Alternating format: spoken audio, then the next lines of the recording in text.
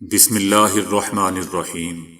السلام علیکم دوستو، دنیا بھر کی بریکنگ اور سلیکٹڈ نیوز میں آج آپ سنیں گے، لیکن اس سے پہلے اگر ہو سکے تو لائک اور سبسکرائب کا بٹن ضرور دبا لیں۔ شکریہ۔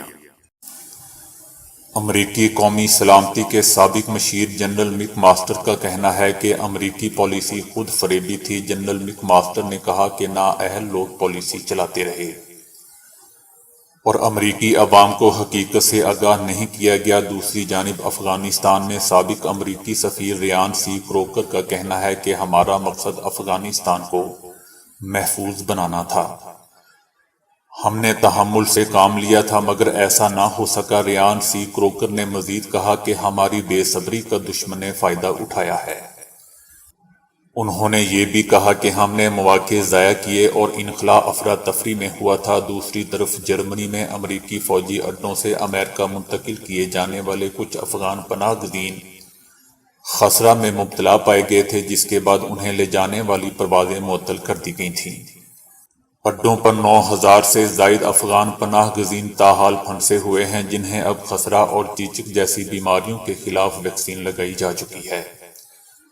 یہ کام متعدی امراض کی روک تھام سے متعلق امریکی ادارے کی ہدایات کے مطابق مکمل کیا گیا۔ جرمن وزارت داخلہ کا کہنا ہے کہ امریکی انتظامیہ نے انخلا کی پروازوں کو معطل کر رکھا ہے، جس کے باعث جرمنی میں 9,139 افغان مہاجرین امریکی فوجی اڈوں پر پھنسے ہوئے ہیں۔ جرمن حکام کے مطابق کسی کو بھی جرمنی میں داخل کرنے یا پناہ دینے کا وعدہ نہیں کیا گیا ہے۔ دوستو، یاد رہے کہ 15 اگست کو کابل پر طالبان کے قبضے کے بعد امریکہ نے اپنی آرمی اور اپنے اتحادی افغانیوں کے انخلا کو تیز تر کر دیا تھا اور انخلا کے خواہشمند افراد کو سب سے پہلے قطر، پاکستان اور جرمنی سمیت کئی قریبی ممالک تک پہنچایا گیا تھا اور پھر انہیں وہاں سے امریکہ لے جانا تھا۔ طالبان کے برسر اقتدار آنے کے بعد افغان میڈیا خبروں کے حصول اور میڈیا کی آزادی کے ساتھ ساتھ شدید مالی بحران کا بھی شکار ہے، جس کے باعث ملک کے 70% میڈیا نے کام کرنا بند کر دیا ہے۔ محض 33% صحافی ایسے ہیں جو تاحال کام کر رہے ہیں، جبکہ باقی 67% اپنی ملازمتیں کھو چکے ہیں۔ طالبان کی حکومت کے آنے کے بعد صرف 30% میڈیا کام جاری رکھے ہوئے ہے، جبکہ 70% میڈیا انڈسٹری نے کام بند کر دیا ہے۔ گزشتہ 2 ماہ کے دوران افغانستان بھر میں 150 سے زائد میڈیا اداروں نے کام کرنا بند کر دیا ہے۔ امریکی انخلا اور طالبان کی حکومت میں آنے کے بعد سے غیر ملکی تنظیموں کی امداد اور اشتہارات ختم ہو چکے ہیں، جس سے ان اداروں میں بحرانی صورتحال ہے۔ ایک ریڈیو اسٹیشن کے سربراہ حامد خبیر کا کہنا ہے کہ طالبان کے اقتدار میں آنے سے پہلے دن سے ہی ایک مقامی کمانڈر نے کمپاؤنڈ کو تحویل میں لینے کے بعد صحافیوں کو دھمکی دی اور آپریشن روک دیا تھا۔ افغان وزیر داخلہ کے ترجمان قاری سعید خوستی کا کہنا ہے کہ مذکورہ معاملے کی تحقیقات جاری ہیں اور جہاں کہیں بھی طالبان کسی کے گھر یا دفاتر میں موجود ہوں، وہ وزارت داخلہ سے رابطہ کریں۔ اقوام متحدہ نے انکشاف کیا ہے کہ یورپی یونین میں 92 ملین سے زیادہ افراد غربت کا شکار ہیں۔ کورونا کے باعث آنے والی اقتصادی مشکلات کے سبب متعدد یورپی شہریوں کو مالی تنگ دستی کا سامنا ہے، جس کا انہیں پہلے کوئی تجربہ نہیں تھا۔ رپورٹ میں کہا گیا ہے کہ اتنی بڑی تعداد میں لوگوں کے غربت کا شکار ہونے کا بنیادی سبب معاشی فوائد کی غیر مساوی تقسیم ہے۔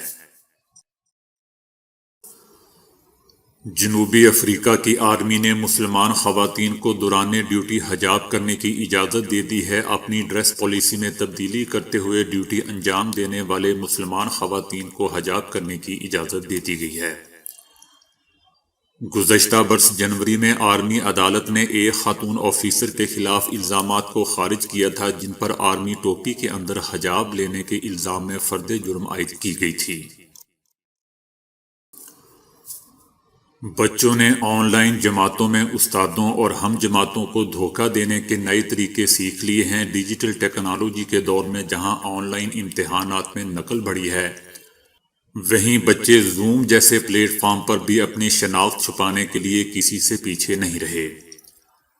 برطانیہ میں بچے ایپ زوم میں کلاس کے دوران بار بار نئے نام سے ری کنیکٹ ہوتے ہیں تاکہ اسے استانی جی کے سوالات کے جواب نہ دینے پڑیں۔ ایک ٹیچر نے بتایا کہ آن لائن کلاس میں ایک بچہ بار بار نام بدل کر آتا رہا تاکہ اسے سبق کے دوران کئی سوالات کے جوابات نہ دینے پڑیں۔ یہ عمل کئی ہفتوں سے جاری تھا، یہاں تک کہ استانی بھی دھوکہ کھا گئی اور آخر کار اس ننھے اسٹوڈنٹ کی چال پکڑی گئی۔ ایک خاتون کا کہنا ہے کہ لاک ڈاؤن کے دوران ان کے ایک بچے نے آئی پیڈ پر چند منٹ کی ویڈیو بنا کر اسے مسلسل لوپ کی شکل دی، یعنی ویڈیو ختم ہونے کے بعد دوبارہ پہلے فریم سے شروع ہو جاتی تھی۔ پھر یہ آئی پیڈ اس نے لیپ ٹاپ کے سامنے رکھ دیا اور خود ایکس باکس کھیلنے میں مصروف ہو گیا۔ آن لائن استاد یہ سمجھتا رہا کہ بچہ خاموشی سے اس کا لیکچر سن رہا ہے۔ اس ٹویٹ کے جواب میں لوگوں نے مختلف رائے دی ہے۔ کسی نے کہا ہے کہ یہ تو چلتا ہے اور بچے آسانی کی راہ نکال ہی لیتے ہیں۔ جنوبی ایشیا یعنی بھارت، پاکستان، بنگلہ دیش وغیرہ میں نیم کے پیڑ کثرت سے پائے جاتے ہیں۔ تقریباً 4000 برسوں سے اس کا استعمال دواؤں میں بھی ہوتا رہا ہے۔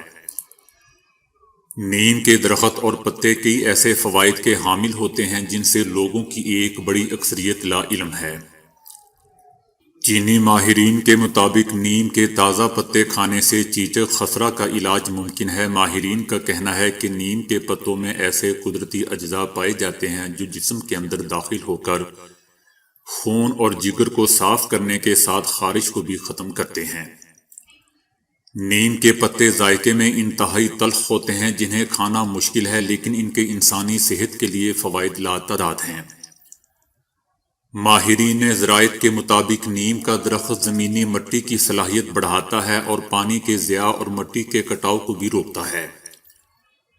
نیم کے درخت کا ہر حصہ بیج، پھل، تیل، چھال، جڑ بطور جراثیم کش کے طور پر استعمال ہوتا ہے۔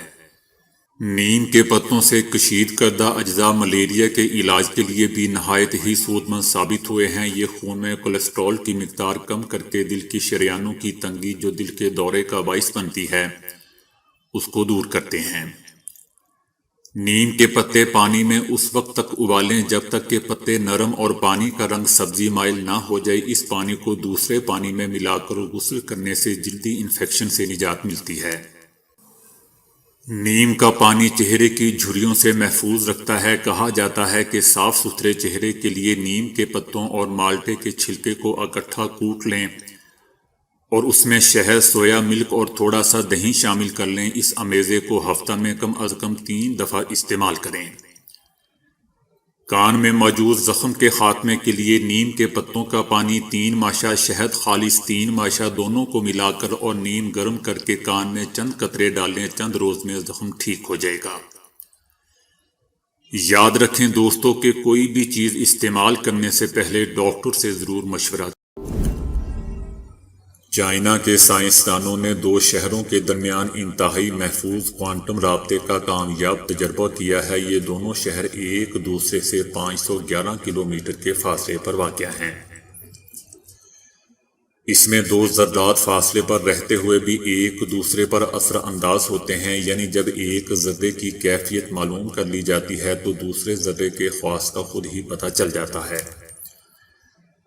تجربے میں جب روشنی کے 2 ذرات یعنی فوٹون کو کوانٹم سے گزارا جاتا ہے تو کوانٹم خفیہ سازی کا عمل واقع ہوتا ہے۔ اس طرح انتہائی خفیہ اور محفوظ معلومات طویل فاصلے تک بھیجی جا سکتی ہیں۔ University of science and technology کے سائنسدانوں نے کوانٹم رابطے کا تجربہ کیا ہے۔ اس میں درمیان میں کئی مراحل ہیں، لیکن وہ ڈیٹا کو نہیں پڑھتے اور نہ ہی راز فاش کرتے ہیں۔ اس کے ذریعے ڈیٹا کو خفیہ کیا جا سکتا ہے، خواہ اسے روایتی نیٹ ورک سے ہی کیوں نہ بھیجا گیا ہو۔ اس دوران درمیان میں سے کوئی بھی ڈیٹا شناخت یا پڑھ نہیں سکتا۔ جہاں تک دور رہتے ہوئے گھر بیٹھے کام کا تعلق ہے تو اس میں ایک دلچسپ ملازمت کا اضافہ ہوا ہے۔ جب کوئی چور امریکی سپر سٹور سے کوئی شے چراتا ہے، رقم دیے بنا باہر جاتا ہے یا کوئی ڈاکو اندر گھس آتا ہے تو پاکستان، بھارت یا دیگر ممالک سے CCTV فوٹیج دیکھ کر ایک آدمی لاؤڈ سپیکر پر اسے خبردار کرتا ہے۔